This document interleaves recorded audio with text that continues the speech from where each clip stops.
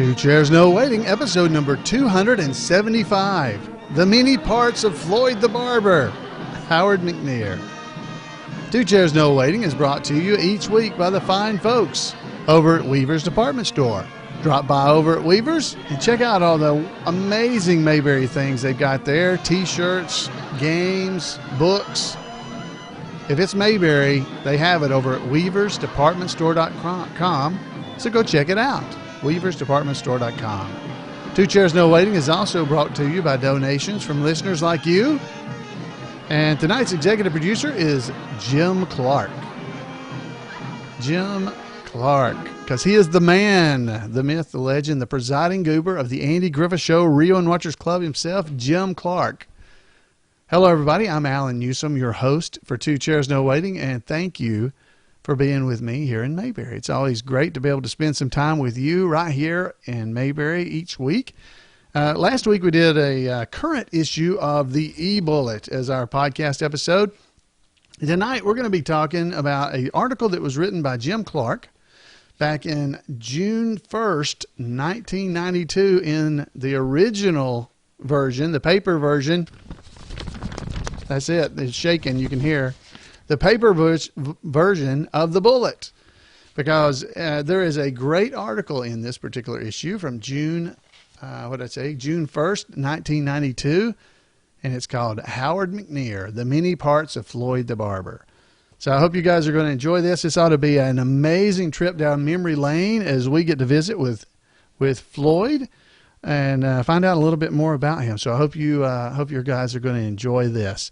So without much ado here, I think it's time to get started. I'm going to play us a little background music to keep us in the mood. Let me turn it way down here. Let's see what I want to do. Oh, that's too fast for Floyd. Let's go to a slower one. Oh, there we go. Let's just turn it real low. There we go. All right, folks, let's get started. This is Howard McNear, the many parts of Floyd the Barber.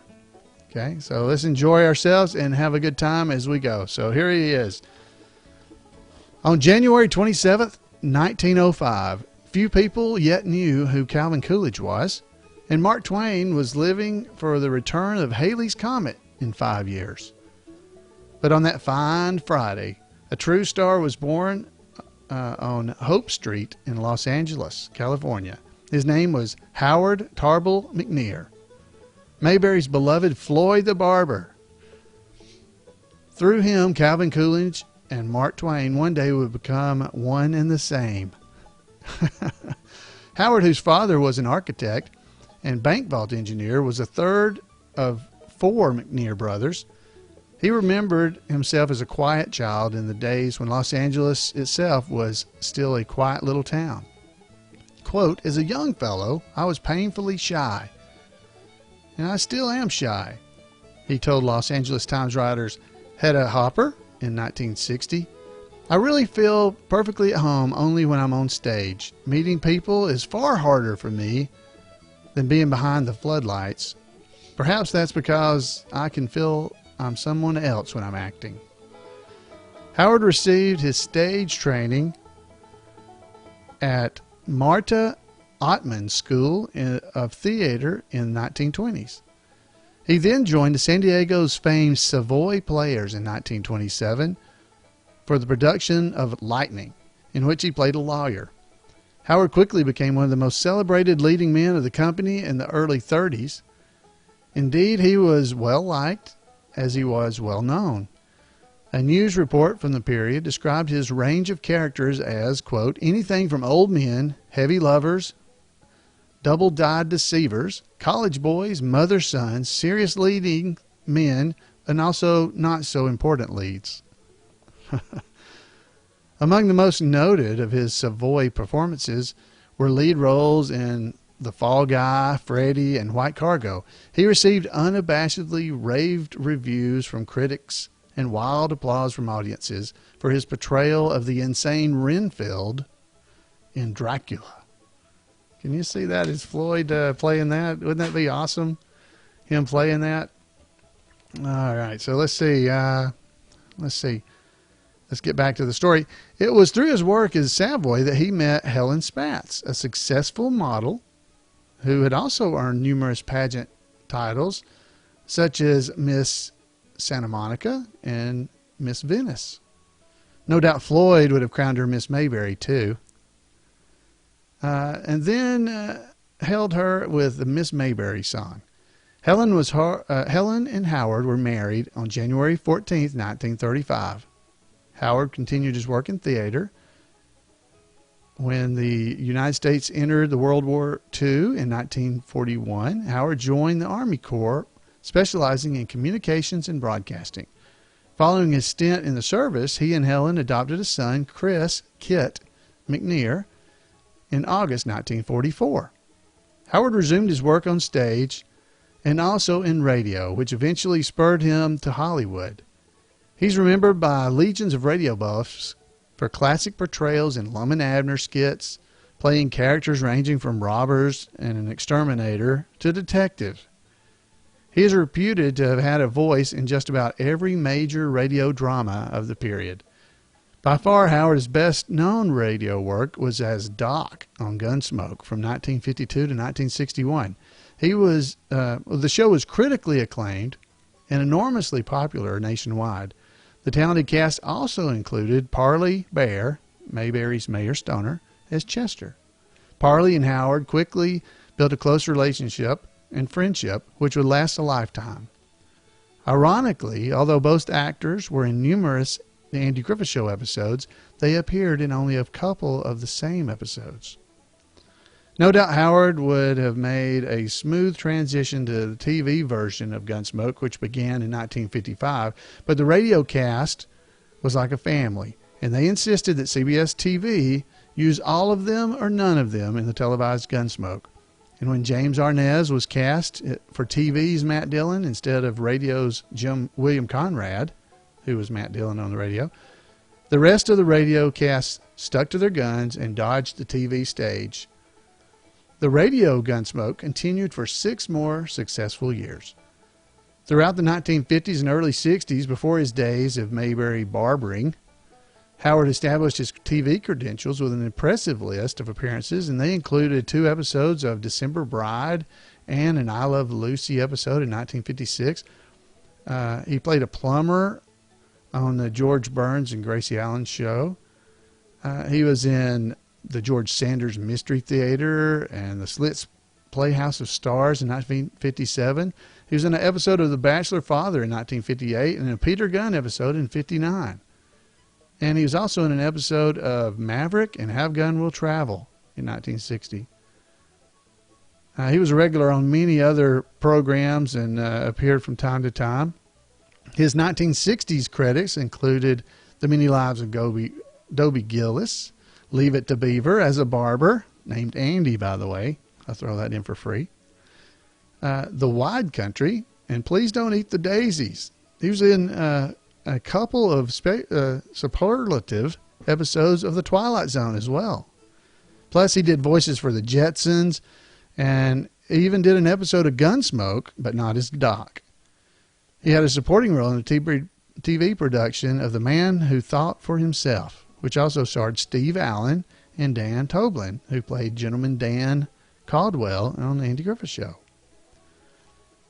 He had a reputation as he was building his reputation on the big screen as well in that same time period. His first feature film was Escape from Fort Bravo in 1953, starring William Holden. He also portrayed a trailer park owner in The Long, Long Trailer from 1957 with both Lucy and Desi in it. Lucille Ball and Desi Arnaz. Howard, he did all kinds of things. I'm going to skip a little bit forward here. There's a great article, by the way. You can still buy this issue of The Bullet over at Weaver's. It's a 1992 June 1st issue. Among his movies in the 60s were Voyage to the Bottom of the Sea in 1961, starring Walter Pidgeon, and the Mayberry manicurist Barbara Eden. He also was in The Errand Boy with Jerry Lewis and Doodles Weaver. He was in, wow, there's so many things here. He was in a movie called Kiss Me Stupid in 1964 with Dean Martin and Kim Novak. And when Floyd tells Andy Taylor, "You're a prince," on the Andy Griffith Show, you can believe he knows what he's talking about, because Howard appeared in several movies with the king, Elvis Presley. Most notable of Howard's Elvis movies are Blue Hawaii in 1961, Follow That Train in 1962 with Mayberry nurse Joanna Moore, and Viva Las Vegas in 1964. Kit McNear, Floyd's son, Howard's son, I should say, recalls his father was a real favorite of Elvis, and that Elvis was very at ease around him. In fact, they were pretty good buddies. What Floyd would have done for a shot with those sideburns near his clippers. Going back here, Elvis really liked my father, Kit remembers. Elvis considered Dad to be a real gentleman and interesting to work with. Although Howard McNear was in many different types of TV series and movies, Kit says he was choosy about his parts. Kit says he was very selective. If a part wasn't right for him, he wouldn't do it. Howard said much the same thing to Hedda Harper in 1960. Quote, "I don't like to play straight parts anymore. Just last week I turned one down. My agent could have killed me, and so could my wife. But it was a serious thing. They wanted me to be a judge who was committing a girl to a mental institution. I just didn't think it was right for me. I prefer specialized bits." The most specialized bit of his career came with a shave and a haircut when he first appeared as Floyd the Barber on the Andy Griffith Show on January the 2nd, 1961. Mayberry Goes to Hollywood, episode number 13. Mayberry was never the same again. Floyd's barbershop soon was established as a gathering place for Mayberry's menfolk. In only 4 instances did we ever see a woman in Floyd's barbershop, not counting the time Barney was dressed as a lady. Just as a little tidbit there. Howard McNear's extraordinary comic timing and talent are what make Floyd so special and memorable for fans even these many years later. How did Howard develop Floyd's particular characteristics? He offered an insight to the Los Angeles Times interview. He said, quote, "I think they evolve from the person himself. I think perhaps my own mannerisms, exaggerated of course. I've often wondered if such portrayals aren't built up from the subconscious. I've worked with practically all the big comics and have arrived at that conclusion after analyzing their techniques." Howard would receive no argument there from any of the Andy Griffith Show cast or even from his own family. Quote, "He was just like Floyd in real life," says his son Kit. "That's just the way he was. He was naturally funny man, easygoing, but a bit nervous acting and sometimes absent-minded. He was also very giving and kind." Some examples? Okay. Kit, how about some examples about his absent-mindedness, for instance? Kit says, "Well, once we were fishing in a boat and he forgot to put the plug in, and enough said." Now, how about something really Floyd-like? Kit says, "Well, there's the famous story about the time he tried to open a can of spray paint with a can opener. Well, of course, when he did, the whole thing just exploded and started spinning around and covering his whole face with black paint, except where his glasses were.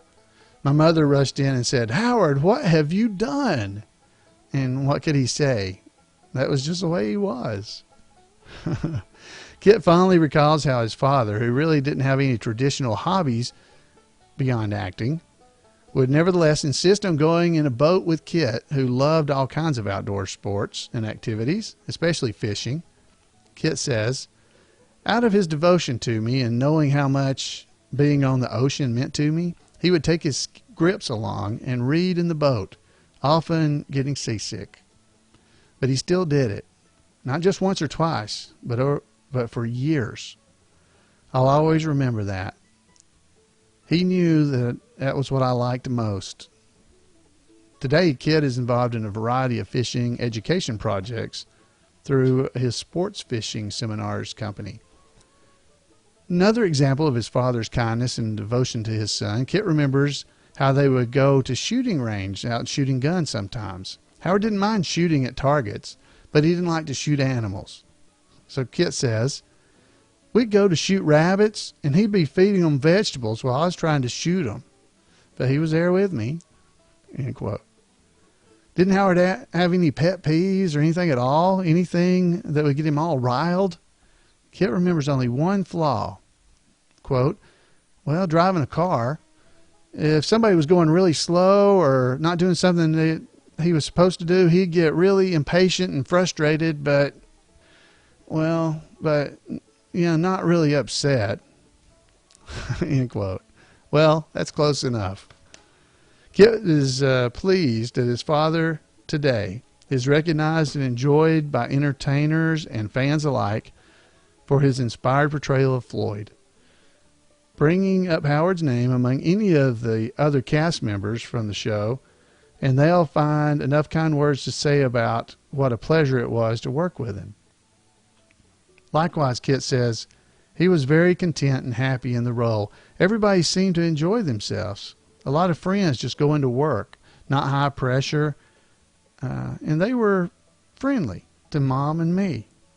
The friendship between McNear and the Andy Griffith Show production company was never more evident than after Howard suffered a debilitating stroke in 1963 that left him in a coma for a while and kept him off the show for at least half of the 1962-63 season and all of the 63-64 season. One day, Andy Griffith was going over the script for a particular episode, probably Barney's Bloodhound, episode 128. So he was going over that particular episode and thought it would be a great situation to use Floyd. He called Howard's house, and Helen McNear said that it would be a prayer answered. Howard made a marked improvement through extensive physical therapy, and Helen began driving Howard to the set and would continue to do so for the remainder of his time on the series. So it was that even though Howard had very limited mobility and little use of his left arm, Andy Griffith worked it out for him to be included in scenes by having him seated or using a specially constructed brace to support him while standing behind the barber chair. Such was the depth of affection and regard that he and the rest of the Andy Griffith Show crew had for Howard McNear and his special contributions to the show. The McNears likewise were grateful to Andy. Says Kit today, I don't think any other cast or individuals had the guts that Andy Griffith did. I think it's really unusual and virtually unheard of for a production company to look after one of its members like that. But that's the way Andy wanted it. I really have to praise Andy Griffith, and I'll always respect and admire Andy Griffith for that.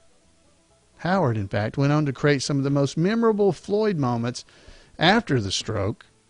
Such classic scenes as his watching Goober take the car apart in the courthouse, and Goober takes a car apart, episode 144.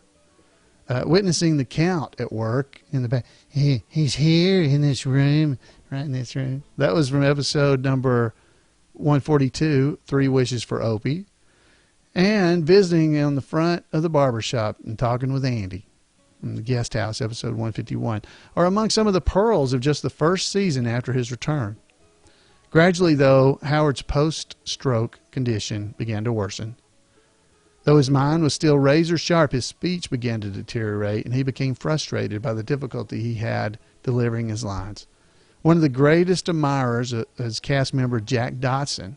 He has this to say. He says, seeing his despair and anxiety was the most painful experience I have ever had, ever. His last episode was Goober's Contest, episode number 219, the last of the 1966-67 season. The next season, the show's 8th and last, Paul Hartman came aboard as Emmett Clark and moved his fix-it shop into where Floyd's barbershop had been. On January the 3rd, 1969, 8 years and 1 day after his debut as Floyd, and almost 2 years after his final episode, Howard McNear passed away from complications of pneumonia. He was mourned and praised by everyone who knew them. Old Saddle Pal Parley Bear delivered the eulogy. Quote, I have to say this is the only funeral I have ever been to where laughs exceeded tears, end quote, says Richard Link, the Andy Griffith Show executive producer. They related Howard McNear's stories from the pulpit. It was something else. Those stories, wow. And yet it was all done with dignity. He was a nice man, Richard Link. Andy Griffith sums it up like this. He says, there was never anyone like him. Kind man. Howard McNear is gone, but his life continues to bring joy to all who were fortunate enough to know him, and the rest of us who can tune in to Mayberry and enjoy his work. Indeed, Floyd himself once said, quote, the bus bringeth and the bus taketh away. You know, that's a lot like life. Calvin Coolidge couldn't have said it any better. Folks, it's a wonderful thing. I enjoyed reading that and checking that out so much because, wow, Howard McNear, what a great character he created with Floyd the Barber. He brings smiles to our face every time we watch those episodes, and I can't thank him enough for all the fun and smiles he's given me over the years. I hope you guys enjoyed that. I want to encourage you, if you'd like to, you can head over to Weaver's Department Store. You can look around for the back issues of the Bullet, the old print issues. You can actually buy this episode, not episode, this issue from June 1st, 1992. It's got all this stuff about Floyd. It's even got some pictures in it with Floyd from his younger days. You can see there. And you can check that out. And there's also a really nice story in here that I didn't do that is Professor Brower's class, and it happens to be on Floyd the Gay Deceiver. It was a great article about that particular episode. So if you're a fan of Floyd, here's you a great reference to have for yourself. It's only about $2 for a copy. Folks, I hope you enjoyed that. I know I did. It's always fun for me to learn more about these characters from the Andy Griffith Show and just to get to know them a little bit better. I want to encourage you to go back to some of our past episodes of Two Chairs No Waiting, and you can learn more about so many things. I keep running across great Mayberry fans on the internet who find out about this podcast and go, I never knew about this. So I hope you listening that you'll go out there and, tell people about it. Make sure that they know about the podcast. Make sure they know about imayberry.com.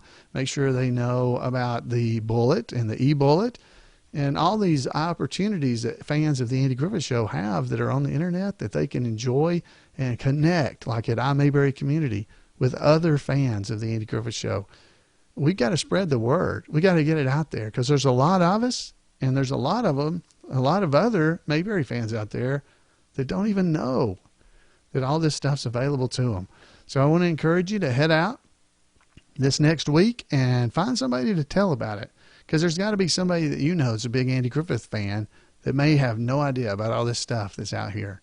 So, I hope you'll do that. I hope you'll join us again next week here on Two Chairs. I'd like to hear from you. You can give me a call at 888-684-8415 and let me hear from you what you thought about Floyd and all these other great topics that we've talked about in the 274 episodes before this one. Love to hear from you about that.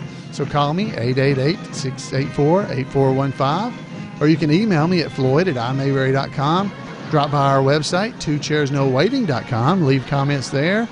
Even head over to Facebook at facebook.com/twochairs. Leave a comment. Talk to me from there. A lot of ways to be able to talk to me, but the main thing I want to hear from you is how you enjoy the Andy Griffith Show itself. So, folks, until next time, have a great Mayberry week, and we'll see you then. Good night.